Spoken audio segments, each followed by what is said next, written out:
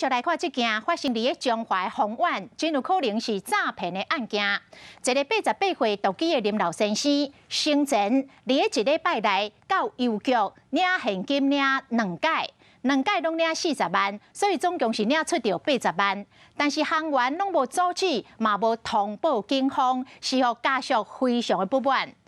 邮局是来回应讲，老先生来领钱真正常，无故样，而且每一届拢领40万，并无超过50万，所以因才无来通报警方。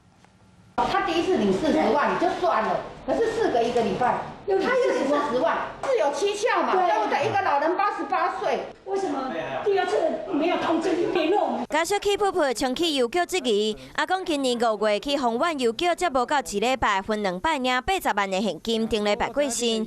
家属认为阿公生活单纯，嘛无欠人钱，雄雄领这么侪钱的状况真奇怪。因为之前捌有不明的查甫人来看阿公，搁予伊卖茶米的美食。一个人尔，让人家可乘之机嘛。几家吼，跟老人底下咧周旋的，可能就是有固定那几个，他们可能就是跑脱嘛。家属怀疑庄卡所在有诈骗集团拢经投机时代，因为邮局处理老人领真侪钱的时，无善尽把关责任，无通知警方，无甲关心嘛，无甲阻挡。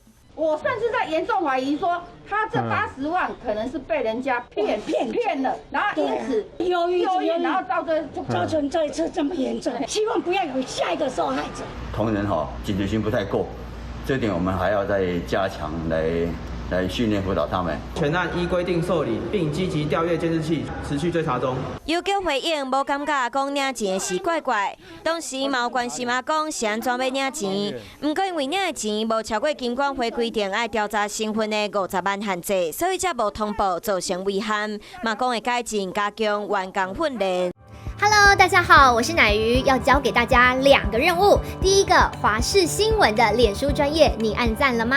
还有华视新闻的 YouTube 频道，赶紧订阅起来，还要记得按赞，开启小铃铛哦。